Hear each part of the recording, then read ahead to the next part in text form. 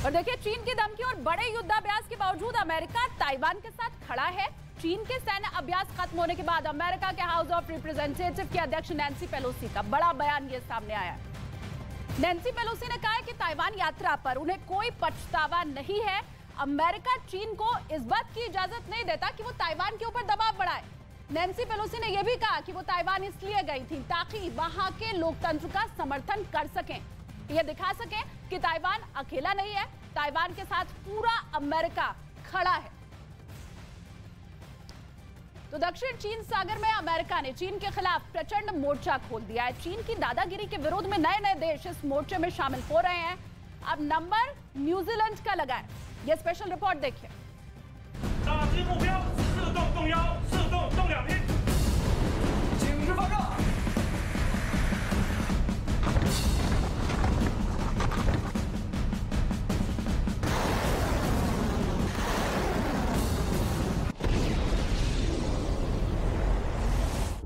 Indo Pacific region में चीन की घेराबंदी के लिए अमेरिका का प्लान कामयाब होता दिख रहा है। पश्चिमी मीडिया ने दावा किया कि न्यूजीलैंड भी जल्द ही चीन के खिलाफ तैयार उस मोर्चे में शामिल हो सकता है जिसका ऑस्ट्रेलिया पहले ही हिस्सा बन चुका है, जिसके लिए उसने अमेरिका के उप विदेश मंत्री के एक बयान का हवाला दिया। मतलब ये कि ऑस्ट्रेलिया, अमेरिका और ब्रिटेन की तिकड़ी पहले ही शी जिनपिंग को चित करने की तैयारियों में जुटी थी और अब इसमें उन्हें न्यूजीलैंड का भी साथ मिल जाएगा। असल में चीन इंडो पैसिफिक रीजन में लगातार अपने पैर पसार रहा है। वो ताइवान की वजह से पहले ही अमेरिका से दुश्मनी मोल ले चुका है। उसे ताइवान भी चाहिए और इंडो पैसिफिक रीजन में बादशाहत भी, और इसके लिए वो कुछ भी करने को तैयार है। ऐसे में अमेरिका ने भी कमर कस ली है और पिछले साल सितंबर में चीन से निपटने के लिए उसने ऑस्ट्रेलिया और यूके के साथ मिलकर ऑकस संधि की थी, जिसके तहत ब्रिटेन और अमेरिका ने ऑस्ट्रेलिया को कम से कम 8 परमाणु पनडुब्बियां देने का वादा किया था।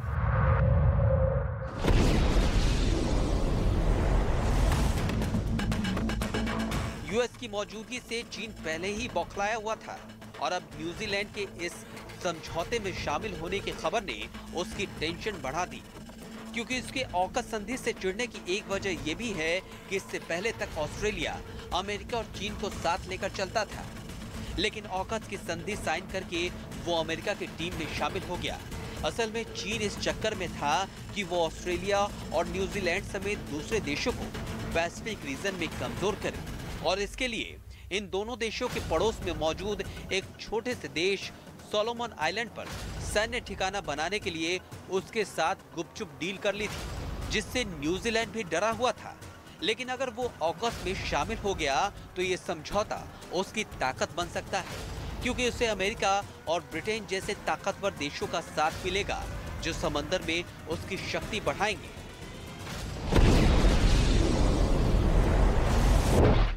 अमेरिका ने ऑस्ट्रेलिया के बाद न्यूजीलैंड को भी अपने पाले में लेकर चीन को जवाब देने की तैयारी कर ली है, जिसका असर होता हुआ भी दिख रहा है, क्योंकि इस संधि से चीन इस कदर घबरा गया है कि वो लगातार यूएन की संस्था IAEA से इस पर चर्चा कराने की मांग कर रहा है। चीन का आरोप है कि इस समझौते से पैसिफिक रीजन में हथियारों की होड़ बढ़ेगी और इसकी आड़ में अमेरिका इस इलाके में अपने परमाणु हथियार तैनात कर सकता है। इसके साथ ही चीन को आशंका है कि अमेरिका को इस पैक्ट में शामिल देशों में अपना मिलिट्री इंफ्रास्ट्रक्चर तैयार करने का मौका मिल जाएगा, और होता भी कुछ ऐसा ही दिख रहा है, क्योंकि इस संधि के होने के बाद अमेरिका ऑस्ट्रेलिया के साथ मिलकर बेहद ताकतवर हाइपरसोनिक मिसाइल बनाने का ऐलान कर चुका है। असल में ऑकस समझौता हुआ ही इसलिए कि इसमें शामिल देश चीन की दादागिरी खत्म कर सके, क्योंकि इस समझौते में शामिल देश केवल एक दूसरे की सैन्य सहायता ही नहीं करेंगे बल्कि खुफिया जानकारी भी साझा करेंगे। इन देशों के अलावा जापान भी अमेरिका के पाले में। जापान को तो अमेरिकी सैन्य सुरक्षा भी हासिल है। तो चीन लगातार अमेरिका के ऊपर हमलावर है, वहीं अमेरिका अलग प्लान बना रहा है। देखिए, चीन को घेरने के लिए अमेरिका ने महा प्लान तैयार किया। क्या ये महा प्लान है, ये भी आपको बता देते हैं। मैप के जरिए आपको समझाते हैं महा प्लान क्या है। देखिए, यूएस ने ऑस्ट्रेलिया और यूके के साथ मिलकर ऑकस संधि की है। ये इधर आपको जापान दिखाई दे रहा है, ये समझौता ऐसा है कि ऑस्ट्रेलिया को 8 पनडुब्बी देगा अमेरिका, इसके अलावा जापान को भी पनडुब्बी दी जाएगी। ये ऑस्ट्रेलिया आपको दिखाई दे रहा है, इधर न्यूजीलैंड को भी पनडुब्बी दी जाएगी अमेरिका की तरफ से। तो ये वो तमाम देश जिनमें अब अमेरिका की तरफ से पनडुब्बी दी जाएगी। समझौता ये दरअसल पूरा ये है कि अगर कोई मुश्किल परिस्थिति आए तो फिर किस तरह से ताइवान की न सिर्फ रक्षा की जाए बल्कि बाकी जितने देश हैं वो एक दूसरे के साथ जानकारियां साझा करें और इस पूरे इलाके को सुरक्षित रख सकें। अब नया देश जो इसमें जुड़ा है वो ये कोने में आपको जो न्यूजीलैंड दिखाई दे रहा है वो जुड़ा है। और एक और बड़ी खबर इसी बीच जो ताइवान से मिल रही है वो भी आपको बता देते हैं। ताइवान ने चीन के प्रस्ताव को खारिज कर दिया है। अहम खबर, चीन ने एक देश दो सिस्टम का मॉडल दिया था जिसे चीन की तरफ से खारिज कर दिया गया है। बड़ी खबर इस वक्त कि चीन ने एक देश दो सिस्टम को खारिज कर दिया है, ये बड़ा झटका। अहम खबर इस वक्त की 1 कंट्री 2 सिस्टम ये नहीं चल पाएगा। इसे जो चीन का प्रस्ताव था वो खारिज किया गया है ताइवान की तरफ से। तो बड़ी खबर, चीन ने ताइवान को जो प्रस्ताव दिया था ताइवान ने उसे खारिज कर दिया है और पूरे इलाके में अब जो तनाव है वो और ज्यादा और लगातार बढ़ता हुआ ही दिखाई दे रहा है। 1 नेशन 1 सिस्टम की बात अमेरिका की तरफ से हमेशा की गई थी, लेकिन ये नया प्रस्ताव था जिसे ताइवान ने ठुकरा दिया। और देखिए, चीन ने युद्धाभ्यास को खत्म करने का ऐलान कर दिया है। पीएलए के पूर्वी थिएटर कमांड का यह कहना है कि युद्धाभ्यास कामयाबी के साथ पूरा हो गया है, लेकिन इस ऐलान के बाद चीन ने ताइवान विभाग ने एक श्वेत पत्र जारी करके युद्ध की आशंका को और बढ़ा दिया है।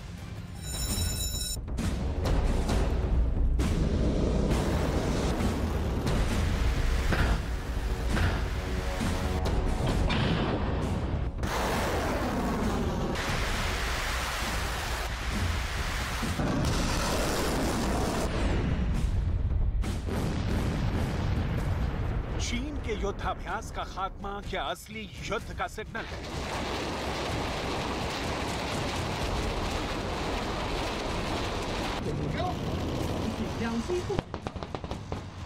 लाइव फायर ड्रिल के खत्म होने के ऐलान के बाद चीन ने बहुत ही खतरनाक चाल चल दी है।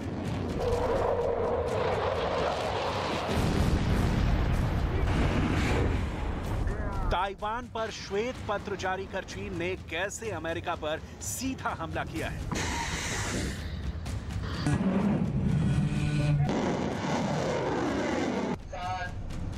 व्हाइट पेपर के नाम पर चीन ने ताइवान के नाम खूनी डॉक्यूमेंट जारी किया है।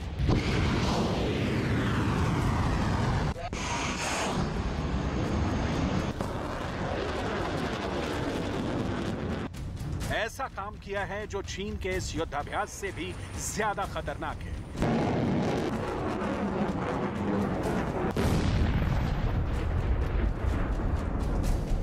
एक तरफ युद्धाभ्यास के पूरे होने का ऐलान, दूसरी ओर ताइवान को लेकर तांडव मचाने की सनक बरकरार। आखिर चीन करना क्या चाहता है?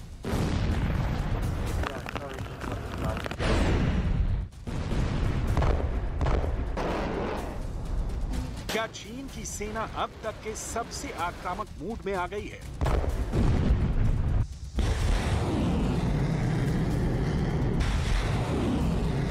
आखिर चीन ने ताइवान को लेकर जारी अपने श्वेत पत्र में ऐसा क्या लिख दिया है जिससे ताइवान तमतमाया हुआ है, सुपर पावर अमेरिका बौखलाया हुआ है?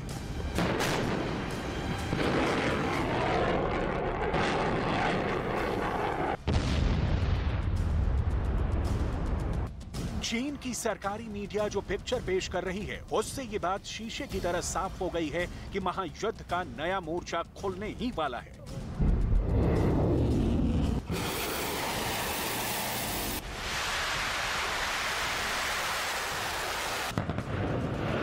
चीन के ताइवान विभाग ने ताइवान को लेकर 22 साल बाद व्हाइट पेपर जारी किया है। अपने श्वेत पत्र में चीन ने 22 साल बाद फिर एक बार सख्त चेतावनी दी है।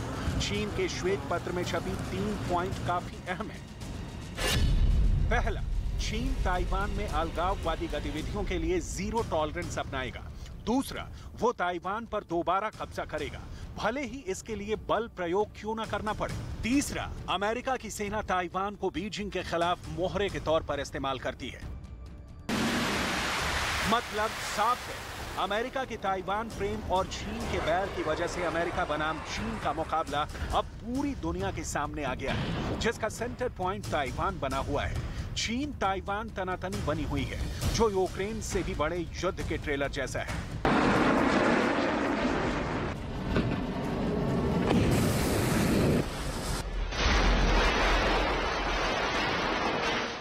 ताइवान को लेकर चीन बार बार बारूदी बोल बोलता रहा है, जंग का खौफ दिखाता आया है। पूरी दुनिया के सामने चीन हमेशा से ताइवान को अपने देश का हिस्सा मानता है। वो कई बार कह चुका है, ताइवान आज नहीं तो कल चीन में शामिल होगा, चाहे इसके लिए जंग क्यों ना करनी पड़े।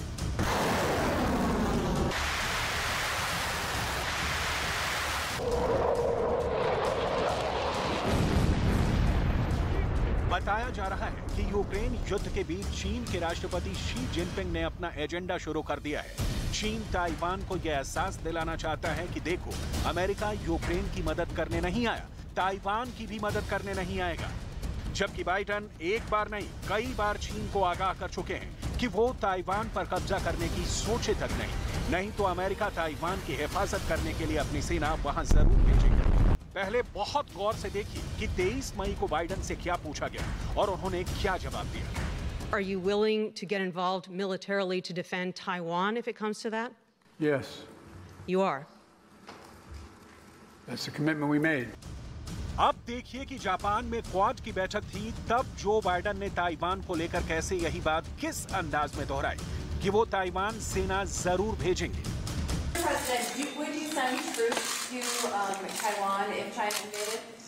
Our policy has not changed at all. I stated that when I made my statement yesterday. ये अमेरिका के राष्ट्रपति बाइडेन की तरफ से ऐसा विस्फोटक बयान था जिसने चीन के राष्ट्रपति शी जिनपिंग का गुस्सा 7वें आसमान पर पहुंचा दिया। और अब अमेरिका के प्रतिनिधि सभा की स्पीकर नैन्सी पेलोसी के ताइपे पहुंचने के बाद चीन इतना आग बबूला हो गया कि उसने फौरन इमरजेंसी युद्धाभ्यास का फैसला कर दिया और ताइवान के करीब पहुंचकर अपनी सेना को शी जिनपिंग ने जंगी ड्रिल करने का ऑर्डर दे दिया।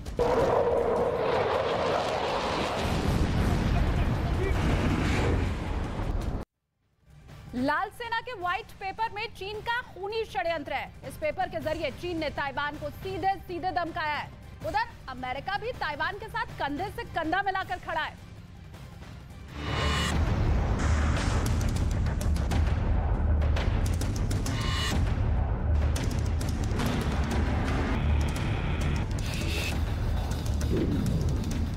अमेरिका का मैसेज बहुत साफ है, वो ये कि अगर ताइवान पर हमला हुआ तो अमेरिका उसे बचाएगा और इस लड़ाई में अमेरिका की नौसेना सबसे बड़ा रोल निभाएगी। वो चाहे चीन हो या फिर ताइवान, दोनों अरसे पहले से मानते हैं कि जंग एक न एक दिन जरूर होगी, जिसकी तैयारी पीएलए भी करती है और ताइवान मिलिट्री भी करती आई है। क्योंकि ताइवान बहुत छोटा सा देश है और उसको मुकाबला करना होगा दुनिया की सबसे बड़ी सेना से।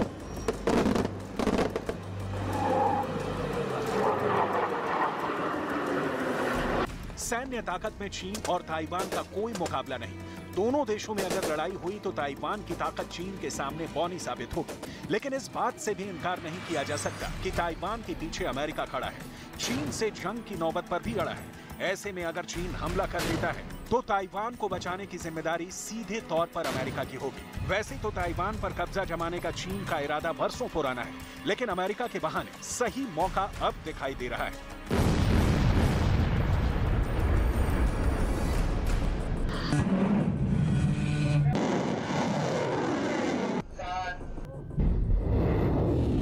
दुनिया खौफ में है क्योंकि यूक्रेन पर चढ़ाई से पहले रूस ने युद्धाभ्यास का सिलसिला बढ़ा दिया था। यूक्रेन बॉर्डर पर सैनिकों को जमा कर रखा था।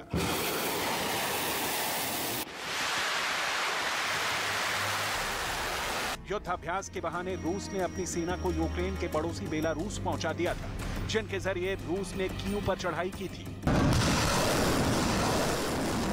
दुनिया को डर है कि रूस ने जैसे यूक्रेन युद्ध से पहले युद्धाभ्यास के बहाने अपने सैनिकों को जमा किया था, क्या वही अब चीन भी दोहराने जा रहा है? क्योंकि जो बात चीन के ताइवान विभाग ने अपने व्हाइट पेपर में लिखा है, वही बात शी जिनपिंग महीनों पहले अपने एक खास इंटरव्यू में बोल चुके हैं। ताइवान को लेकर चीन के राष्ट्रपति शी जिनपिंग का कहना है कि चीन किसी भी कीमत पर अपनी संप्रभुता की रक्षा के लिए प्रतिबद्ध है। ताइवान को शांतिपूर्ण तरीके से चीन से मिलाना दोनों देशों के विकास के लिए जरूरी है। चीन ने अब लाइव फायर ड्रिल के पूरा होने का भले ही ऐलान कर दिया है, लेकिन चीन और ताइवान के बीच के रिश्ते बॉइलिंग पॉइंट पर हैं। कहीं से भी एक भी तिनका खड़का कि युद्ध होना तय है, क्योंकि चीन का एजेंडा क्लियर है, मुफीद मौके का इंतजार और फिर ताइवान पर सीधा अटैक।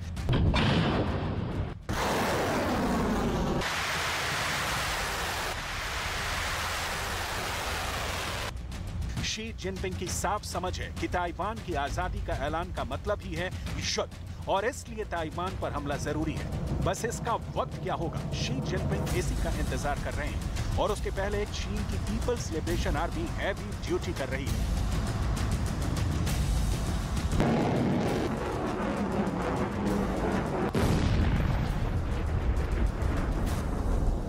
युद्धाभ्यास के बहाने अपने हथियार परख चुकी है।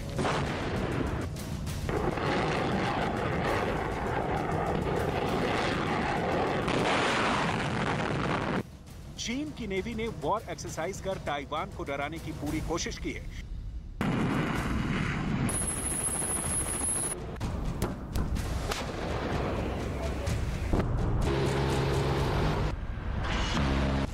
एयरक्राफ्ट करियर चमकाकर चीन अमेरिका तक को चढ़ा चुका है, और ये सब कुछ हुआ है ताइवान के बिल्कुल पास। ताइवान स्ट्रेट इस वक्त चीन के जंगी जहाजों का शेल्टर बना हुआ है। चीन ताइवान को जल, थल, नभ चारों तरफ से घेर कर डुबो देना चाहता है, और जो बचे शी जिनपिंग उस पर चीन का झंडा लहराना चाहते हैं। शी जिनपिंग को ताइवान चाहिए और अमेरिका ताइवान को हड़पने नहीं देने के विरुद्ध खड़ा है। जाहिर है इस सूरत में जंग ही बच जाती है, जिससे ताइवान के भविष्य का फैसला होगा।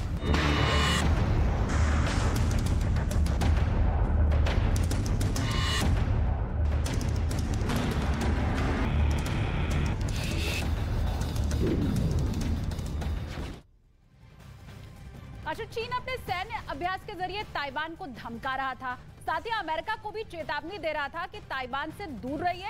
इसीलिए चीन ने ताइवान को 6 तरफ से घेरकर युद्धाभ्यास किया।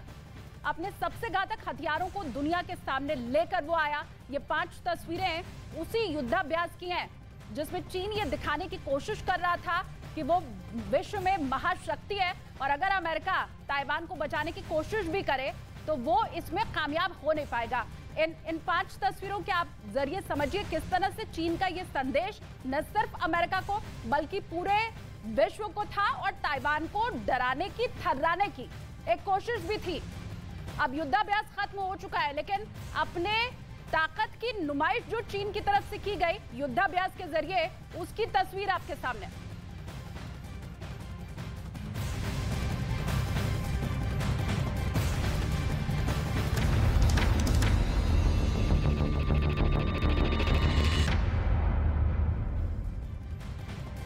अब काले खजाने की बात भी कर लेते हैं। महाराष्ट्र के जालना में इनकम टैक्स की रेड में करोड़ों की कैश की रिकवरी हुई है। ये बड़ी खबर। इनकम टैक्स विभाग